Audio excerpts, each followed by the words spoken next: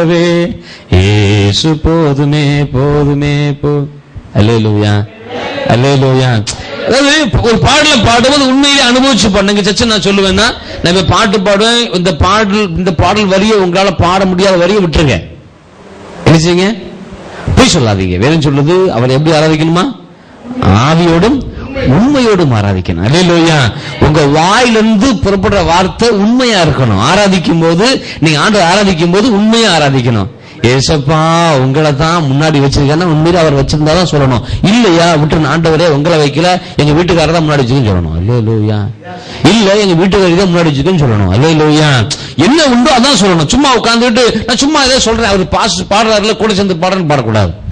அல்லேலூயா. ஒரு பாடலை பாடும்போது அந்த பாடல் வரிகள் உங்கள் வாழ்க்கையில அனுபவிக்க முடியுமானால் பாடுங்க. அவரை துதிக்கிறார் இருந்தால் உண்மையிலே உங்க வாழ்க்கையில அந்த வார்த்தைகளை நீங்கள் செயல்படுத்த முடியும் என்றால் நீங்க சொல்லுங்க. அல்லேலூயா அல்லேலூயா அல்லேலூயா. ஒரு வார்த்தையை, ஒரு பாடலை, ஒரு சொல்ல, விசுவாசமான எந்த வார்த்தையும் நீங்கள் வாயை திறந்து சொல்வீர்களானால் அது உங்க வாழ்க்கையில் நடந்தா சொல்லணும். நான் வந்தோன்னா எங்க சர்ச்சில் ஆரம்பிக்கும் பாத்தீங்கன்னா நன்றி சொல்லுங்க அப்படின்னு அதெல்லாம் நன்றி சொல்லுவோம். மட்டும் காத்தவரே உமக்கு நன்றி, என்னை வழிநடத்தினவரே உமக்கு நன்றி, என்னை போஷித்தவரே நன்றி என்று சொல்லும் போது உண்மையிலே கர்த்தர் தான் உங்களை வழிநடத்தினார் நம்பிக்கை இருந்தா நீங்க சொல்லணும். அல்லேலூயா அல்லேலூயா. இந்த வாரம் எங்க சித்தப்பா மட்டும் இல்லைன்னா எங்க வீட்டுல கஞ்சியே இருந்திருக்காது அப்படின்னு சொன்னா நீங்க சொல்லணும், சித்தப்பாவே உமக்கு நன்றி ஆராதிங்க, பிரச்சனை இல்லை. அல்லேலூயா அல்லேலூயா. சங்கீதக்காரன் சொல்றான், எனக்கு உதவி செய்வோர் மத்தியில என் கர்த்தரின் பட்சத்தில் இருக்கிறார். அல்லேலூயா. ஏன்னா கர்த்தர் என் பட்சத்தில் இல்லைன்னா அவன் எனக்கு உதவி செஞ்சிருக்க மாட்டான். அதனால என் துதி யாருக்கு தான்? யாரும் உதவி செஞ்சுட்டு போட்டுங்க, பிரச்சனை இல்லை. யாரும் உங்களுக்கு ஒத்தாசை போட்டு பிரச்சனை இல்லை. எந்த காரியம் எந்த உதவி எங்கிருந்து வரணும் பிரச்சனை இல்லை.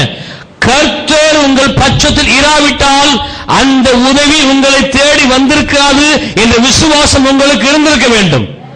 அல்லேலூயா. எனவே கர்த்தருடைய சமூகத்தை ஆராதிக்கும் போது ஆண்டவரே உமக்கு நன்றி சொல்லும் போது உள்ளபூர்வமாய் உண்மையாய் சொல்ல வேண்டும். நம்முடைய சுய இஷ்டமான வார்த்தை, நமக்கு ஏதோ பிடிச்ச வார்த்தைகளால சொல்லிட்டு போக கூடாது. அல்லேலூயா அல்லேலூயா. ஆராதனை என்பது கர்த்தர் வகுத்த முறைமைகளின்படியே இருக்க வேண்டும். கர்த்தர் எப்படி வகுத்து கொடுத்திருந்தாரோ அதன்படியே இருக்க வேண்டும். வாசல் என்றால் வாசலாக இருக்க வேண்டும், பலிபீடம் என்றால் பலிபீடமாக இருக்க வேண்டும், வெண்கலக்கடல் தொட்டி என்றால் வெண்கலக்கடல் தொட்டியாக இருக்க வேண்டும், அங்கே பரிசுத்த ஸ்தலம் என்றால் பரிசுத்த ஸ்தலமாக இருக்க வேண்டும், மகா பரிசுத்த ஸ்தலம் என்றால் மகா பரிசுத்த ஸ்தலமாக இருக்க வேண்டும். ஒன்றை மாற்றிவிட முடியாது. அது உங்களால் என்னால் கூடவே கூடாது. அல்லேலூயா. ஒருவேளை அப்படி மாற்றினால் உலகம் அங்கீகரிக்கலாம், ஒருவேளை மாற்றினால் உலகம் நன்றாய் இருக்கு என்று சொல்லலாம். அல்லேலூயா. ஆனால் அங்கே கர்த்தருடைய மகிமை இறங்கியும் வராது, கர்த்தருடைய மகிமை அங்கே காணப்படாது. கர்த்தர் கற்பித்த முறைமைகளின்படியே, கர்த்தர் கற்றுக் கொடுத்த காரியங்களின்படியே நாம் அவரை ஆராதிக்க அழைக்கப்படுகிறோம். நாம் அவரை ஆராதிக்க அழைக்கப்படுகிற இந்த அழைப்பானது கர்த்தர் வகுத்து கொடுத்த மாதிரியின்படியே இருக்க வேண்டும். அல்லேலூயா. எனக்கு ஒரு மனுஷனை தெரியும்,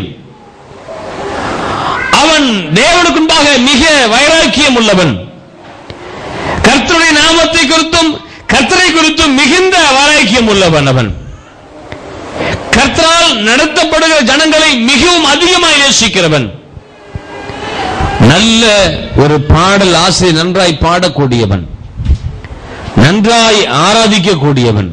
அல்லேலூயா. கர்த்தருடைய காரியங்களிலே மிக தீர்மானமாய் ரொம்ப மும்முரமாய் முதன்மையில் இருக்கக்கூடியவன். அல்லேலூயா. அவன் சின்ன வயசுல ஆடு மேய்க்கிறவனாய் காணப்பட்டான். அல்லேலூயா. எனக்கு அவனை நன்கு தெரியும். உங்களுக்கு யாராவது தெரியுமா? தெரியுமா? கண்டிப்பா உங்களுக்கு தெரிஞ்சிருக்கணும். அல்லேலூயா. ஏன்னா அவன் நம்ம சொந்தக்கார பையன். அல்லேலூயா அல்லேலூயா. அவன் நம்முடைய சொந்தக்காரை. அவன் பேர் தான் தாவீது. அல்லேலூயா. ஊர்ல இருக்கிற அத்தனை திறமைசாலிகளும் ஜனங்களை காக்க வேண்டிய போர் வீரர்களும் ஜனங்களை வழிநடத்தி செல்லக்கூடிய ராஜாவும் அந்த படை தளபதிகளும் எல்லாரும் பயந்து ஒருவருக்கு பின்னால் ஓடி ஒளிந்து கொண்ட போது இவனோ முன்னால் வந்து நின்றான். இவன் முன்னால் வந்து நின்று இவன் பேசினான். இவன் தைரியமாய் அறிக்கையிட்டான். தைரியமாய் போராடினான். ஒரு பெரிய ஜெயத்தை பெற்றுக் கொண்டான். அல்லேலூயா, அல்லேலூயா. அப்படிப்பட்ட ஒரு மனிதன், கர்த்தரால் அபிஷேகம் பண்ணப்பட்ட ஒரு மனிதன் மேல் கர்த்தர் அனுமதிக்கும் நாள் வரைக்கும் நான் கை போட மாட்டேன் என்று சொல்லி தன்னை தான் முற்றிலுமாய் அடக்கிக் கொண்டான். அல்லேலூயா. அவனுக்கு கர்த்தர் ராஜரீகத்தை, ராஜ்யபாரத்தை அவனுக்கு வாய்க்க பண்ணியிருந்த போதும் அவன் அந்த ஏற்ற காலம் வரும் வரைக்கும் அவன் காத்திருந்து பெற்றுக் கொண்டானே ஒழிய தன்னுடைய திறமைகளை, தன்னுடைய துணிச்சலை, தன்னுடைய விசுவாசத்தை அறிக்கையிட்டு அதை அவன் அபகரித்துக் கொள்ளவில்லை. அல்லேலூயா, அல்லேலூயா. சவுல் கர்த்தருக்கு விரோதமான காரியங்களை செய்தவன். ஆனாலும் அவனை கர்த்தர் அபிஷேகித்தார் என்று சொல்லி அவன் கவனமாய் காத்திருந்து கர்த்தர் செய்த போது, கர்த்தர் ஏற்படுத்தின போது, கர்த்தர் அவனை சிங்காசனத்திலிருந்து ராஜ்யபாரத்தை அகற்றின பின்பு அவன் ராஜாவாய் மாறினான். அல்லேலூயா, அல்லேலூயா.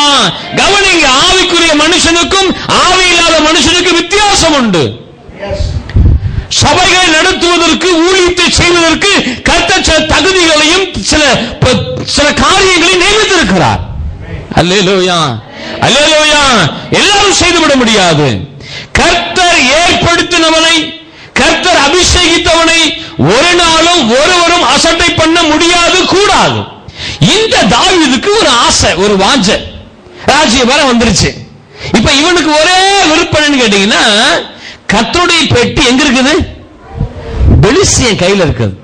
அல்லேலூயா. இப்ப அதை கொண்டு வரணும். 2 சாமுவேல் 6ஆம் அதிகாரம் 1, 2, 3 வாசிக்கலாமே.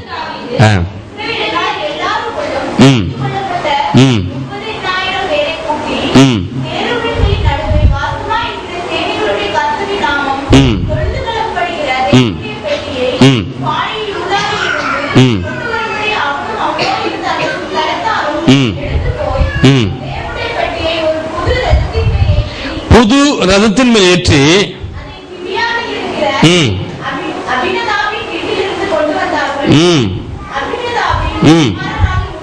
ஊசாவும் அகியோவும்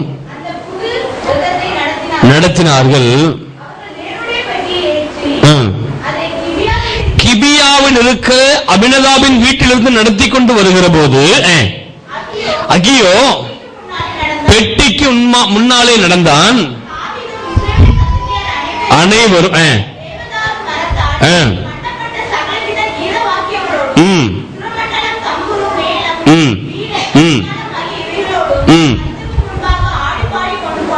ஆடி பாடி கொண்டு போனார்கள். அவர்கள் நாகோனின் களம் இருக்கும் இடத்திற்கு வந்தபோது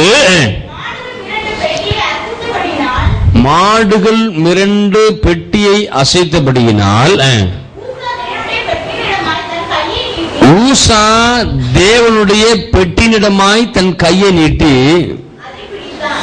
இந்த தாவீது கர்த்தருடைய காரியத்தில் கர்த்தருக்கென்று தெரிந்து கொள்ளப்பட்டபடியினால கர்த்தர் தாவீதை தெரிந்து கொண்ட போது இவருடைய வாஞ்சை விருப்பம் எல்லாம் கர்த்தருடைய பெட்டி அங்கே பெலிஸ்தர் பக்கத்தில் இருக்கிறது என்பதை அறிந்த போது அது எப்படியாக கொண்டு வர வேண்டும் என்று நினைத்தான்.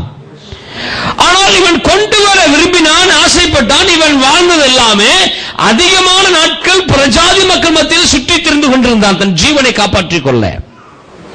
எனவே இவன் பார்த்த அநேக காரியங்களை, இவன் ராஜ்யபாரத்திற்கு வந்த பின்பு தன்னுடைய ராஜ்யத்தில் அதற்கொத்தபடி சில காரியங்களை அவன் செய்தான். எனவேதான் இங்கே கர்த்தருடைய பெட்டியை கொண்டு வருவதற்கு அவன் ரதத்தை பயன்படுத்தினான்.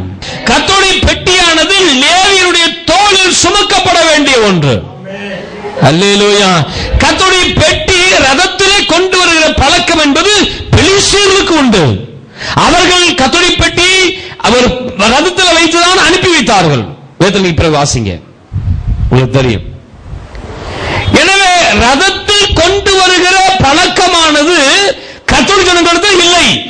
கர்த்தருடைய பெட்டி தோளில் சுமக்கப்பட்டு கொண்டு வர வேண்டும். அதான் தேவ திட்டம். ஆனா இவன் என்ன பண்ண, பெலிஸ்தீர்லாம் பார்த்தா அவங்க நல்ல ரதம் வச்சுக்க, நம்மளும் சப்பரம் வைப்படான்னு சொல்லி இவனும் ஒரு ரதத்தை ரெடி பண்ணி புது ரதம் செஞ்சு அதுல தூக்கி வச்சு கொண்டு வரான். ரதத்துல பூட்டி அங்கே அங்கே கதவை பெட்டி வருகிறது. இவனுக்கு எதுல வருகிறது பிரச்சனை இல்லை, இவனுக்கு தேவை டான்ஸ். அல்லேலூயா.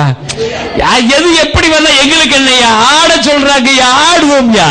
அங்க மேல அடிக்கிறாங்க, பாட்டு போடுறாங்க, கீதம் வாசிக்கிறாங்க. ஆஹா, டான்ஸ் டான்ஸ் டான்ஸ் டான்ஸ். ரொம்ப டான்ஸ் ஆடுறதும் ஆபத்து.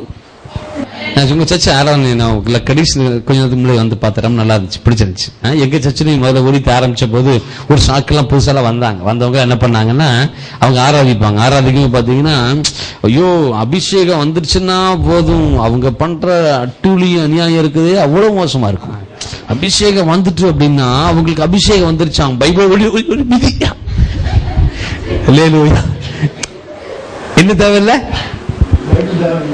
அபிஷேகம் வந்துட்டான், அதனால என்ன தேவையில்லை, என்ன வசனம் சொல்றதில்ல, உங்களுக்கு பெற்றுக்கொண்ட அபிஷேகம் உங்களுக்கு போதிக்கு, ஒருவன் உங்களுக்கு போதிக்கு தேவையில்லை, ஒரு மிதி வா. என்ன அபிஷேகம் வந்துருச்சு. மாறுபட சந்தை விட்டு விலகி உங்களை காத்துக்கொள்ள பக்கம் ஒரு இடி கம்மு. இப்போ நீ விலகு, நான் மட்டும் தான் ஆராதிப்பேன். என் நாமத்தின் நிமித்தம் தகப்பனையாவது தாயாவது மனைவியாவது பிள்ளைகளை விட்ட வரணும், பிள்ளை ஒரு மிதி. அல்லேலூயா அல்லேலூயா. நம்மாட்கள் துதிக்கும் போதே வசனத்தோட துதிப்பாங்க, ஆராதிக்கும் போது என்ன செய்வாங்க, அதுக்கெல்லாம் வசனம் இருக்குது.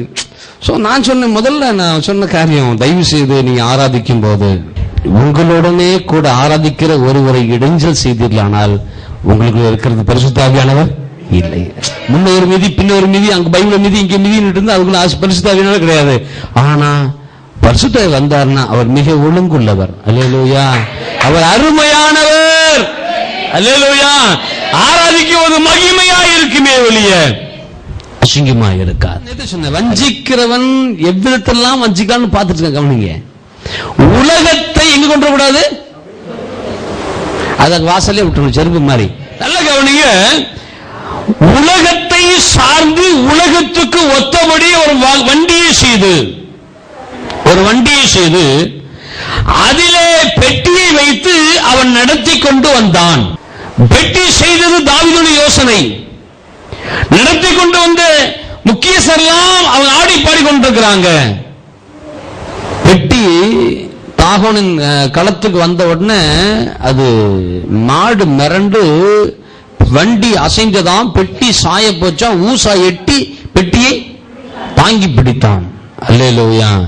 வசனம் சொல்லுகிறது, கர்த்தர் அவனை அடித்தார், அங்கே அவன் செத்தான். பெட்டியை தொடர்றதுக்கு யார் தொடணுமோ அவன் தான் தொடணும். பெட்டி நல்லா இருக்கு, 10 கற்பனை அடங்கிய கற்பலகைகள், அவர் தொடுத்த கோல், மண்ணா இருந்த பேர் பாத்திரம். அல்லேலூயா. இப்ப பெட்டி எங்க இருக்குது, பெட்டி எங்க இருக்கணும், நீங்க நானும் யாரு, நாம் தேவனுடைய ஆலயமா. இப்ப கவனிங்க வாசிங்க 2 கொரிந்தியர் 5:14 வசனம்.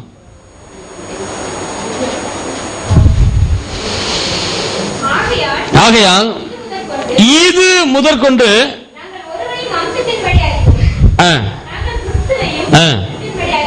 அறிந்திருந்தாலும்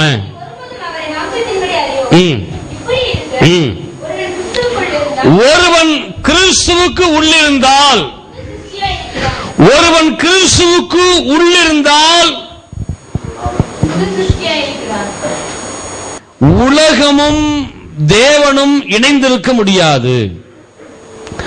உலக சிநேகம் தேவனுக்கு விரோதமான பகை. ஒருவன் கிறிஸ்துவுக்கு உள்ளிருந்தால் புது சிருஷ்டியா இருக்கிறான், பழையவையெல்லாம் ஒளிந்து போயின. அல்லேலூயா அல்லேலூயா. எல்லாம் ஒளிந்து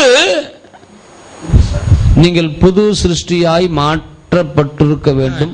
கர்த்தரை ஆராதிக்கிற ஜனத்திற்கு ஒரு மகா மேன்மை இருக்கிறது. புரிச்சுங்க. அல்லேலூயா. உங்களுக்கும் எனக்கு நன்றி சொன்ன பிசாசு நம்மளை கண்டு டெய்லி பயப்படுறாங்க. கவனிங்க, என்னைக்கு நீங்க ஊழியத்தை செய்யறீங்களோ, நீங்க பைபிள் தூக்கிட்டு என்னைக்கு தெருவில் இறங்கி போறீங்களோ, அப்பந்தான் உலகம் உங்களை பார்க்கும். நீங்க வெற்றி வாழ்க்கை துவங்குற ஆரம்ப நாட்களை விட நீங்கள் வெற்றி பெற்று வெற்றி பெற்று வெற்றி பெற்று வெற்றி பெற்று நீங்கள் ஒரு வெற்றியான ஒரு கிறிஸ்துவ ஜீவியம், வெற்றியான ஒரு ஆவிக்குரிய வாழ்க்கை, நீ வெற்றியான ஒரு நல்ல ஒரு சபை, வெற்றியான ஒரு பெரிய திரள் கூட்டத்தை நீங்கள் சேர்த்து கூடி நீங்கள் ஆராதிக்க ஆரம்பிச்சிட்டீங்கன்னா பிசாசானவனுக்கு கை கால்லாம் உதற ஆரம்பிச்சிடும். அதனால வசனம் சொல்லுகிறது, நாம் உடனடியாக நாம் செய்ய வேண்டிய ஒரே ஒரு காரியம்தான் நம்மை குறித்து நாம் நிதானிக்க வேண்டியது. உலகம் எவ்வளவு போராடட்டும், உலகம் எவ்வளவு பேசட்டும், கிறிஸ்துவுக்குள் ஒருவன் இருந்தால் அவனை ஒருவனும் ஒரு நாளும் சேதப்படுத்த முடியாது. அல்லேலூயா, நம்புறீங்களா? அல்லேலூயா. ஏன் தெரியுமா? கிறிஸ்துவுக்குள்ள இருந்தா கிறிஸ்துவுக்கு ஒரு பாதுகாப்பு இருக்குதான். அல்லேலூயா. வாசிக்கிற கொலோசியர் 3ஆம் அதிகாரம் 3ஆம் வசனம். நீங்கள் மரித்தீர்கள், உங்கள் ஜீவன் கிறிஸ்துவுடனே கூட தேவனுக்குள். நீங்கள் மரித்தீர்கள், பழசெல்லாம் ஒளிஞ்சு போச்சு. அல்லேலூயா. எங்க ஒளிஞ்சு போச்சு? பழசு எங்க ஒளியும்? சரி, உங்களுக்கு ஒரு காரியத்தை சொல்லிட்டு வந்தா சரி வரும்னு நினைக்கிறேன். வாசிங்க யோவான் 3:3. இயேசு அவனுக்கு பிரதித்திரமாக, ஒருவன் மறுபடியும் பிறவாவிட்டால் தேவராஜ்யத்தை காண மாட்டான். அப்ப மறுபடியும் பிறந்தால் தேவராஜ்யத்தை